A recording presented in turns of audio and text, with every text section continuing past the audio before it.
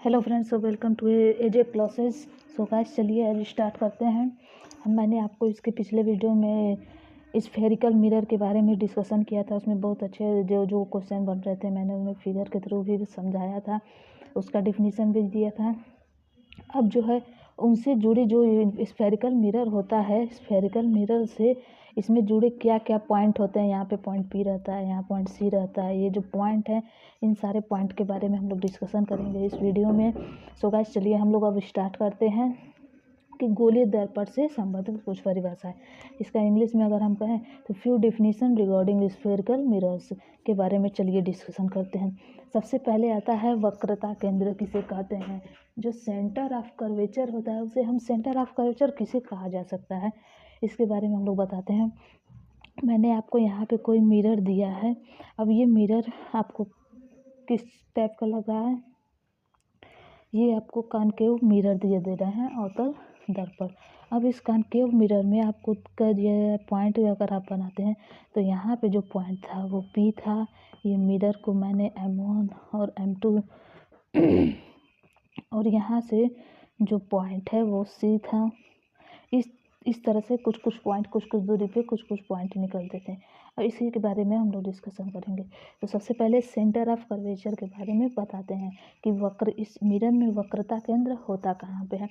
उस गोले का केंद्र जिसका कि दर्पण एक भाग होता है, उस गोले का केंद्र यानी उस कोई गोला है उसका केंद्र यानी सेंटर जिसका कि दर्पण एक, जिसका मिरर जो है एक भाग हो यानी एक भाग हो। इसको अगर हम इरेज कर दे तो एक भाग ये बचा। तो इससे इसी पॉइंट को हम लोग क्या कहते हैं? वक्रता केंद्र, वो सेंटर ऑफ कर्वेचर कहते हैं। सेंटर ऑफ कर्वेचर को हम लोग कैपिटल C से डिनोट करते हैं। तो यहाँ पे मिरर में जो C यहाँ पे आपको दिख रहा है, इसे हम वक्रता केंद्र कहते हैं, सेंटर ऑफ कर्वेचर कहते हैं। अब बात आती है कि वक्रता त्रिज्या क्या होती है। वक्रता त्रिज्या किसे कहते हैं? Radius of curvature. उस गोले की त्रिज्या, मतलब उस गोले की त्रिज्या। कोई गोला आपको दिया जाए, कोई सर्किल दिया जाए, अब इसका आपको कहा जाए रेडियस, तो सर्किल का रेडियस जो होता है ऐसे होता है, ये आपका आर जो है रेडियस होता है। तो उस गोले की त्रिज्या जिसका कि दर्पण एक भाग हो। अब इस त्रिज्या का भी दर्पण एक भाग हो, तो यहाँ से यहाँ मान लीजिए आपको ये भी त्रिज्या ही कहलाएगी। तो यहाँ से यहाँ तक का जो डिस्टेंस है, यहाँ पे पॉइंट C दिया है, यहाँ पे पॉइंट P दिया है। तो हम ये कह सकते हैं कि जो रेडियस ऑफ कर्वेचर होता है वो पॉइंट C से P तक के जो डिस्टेंस होता है उसे हम क्या कहते हैं? Radius of curvature. C P की जो डिस्टेंस होता है, C और P के बीच में जो डिस्टेंस होता है उसे हम वक्रता त्रिज्या कहा जाता है। वक्रता त्रिज्या का अगर साधारण डिफिनेशन दिया जाए तो उस गोले की त्रिज्या जिसका कि दर्पण एक भाग हो। अब इसके बारे में हम आपको बताते हैं। अब आगे कुछ और भी पॉइंट्स हैं। ध्रुव कि जो मिरर होता है उसमें ध्रुव, उसमें पोल के कहाँ पे होता है। मैंने आपको कॉनकेव मिरर दिया है। ये पॉइंट P है, यहाँ पे पॉइंट C है, ये M1 है, M2 है। अब इसमें जो है आपको पोल कहाँ पे दिख रहा होगा। पोल किसे कहते हैं? दर्पण के परावर्तक तल के मध्य बिंदु को दर्पण का पोल कहते हैं।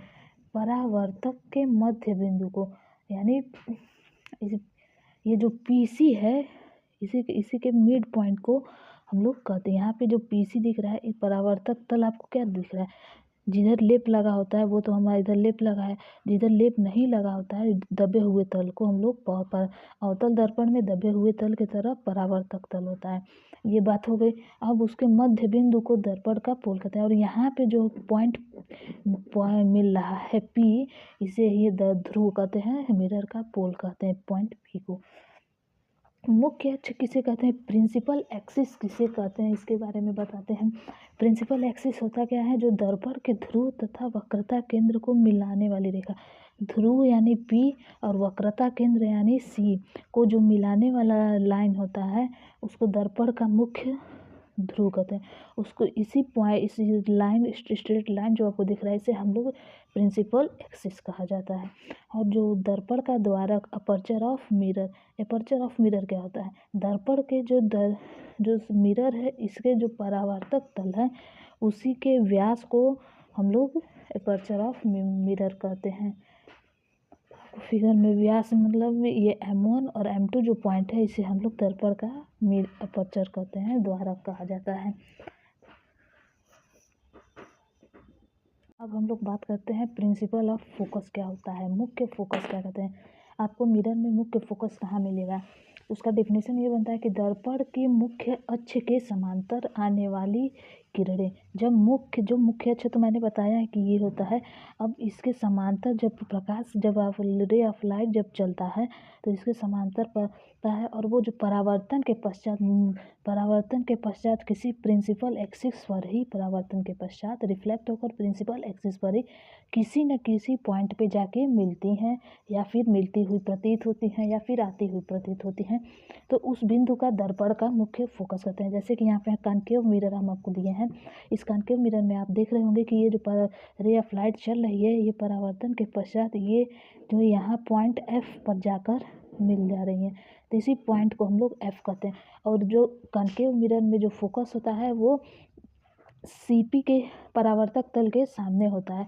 अगर हम बात करें उत्तल दर्पण की, अगर हम उत्तल दर्पण में लेते हैं तो जो फोकस होता है वो मिरर के उत्तल दर्पण में परावर्तक तल की ओर ना होकर उसके जिधर लेप लगाया जाता है उसके उधर होता है, परावर्तक तल के पीछे होता है कॉन्वेक्स मिरर में।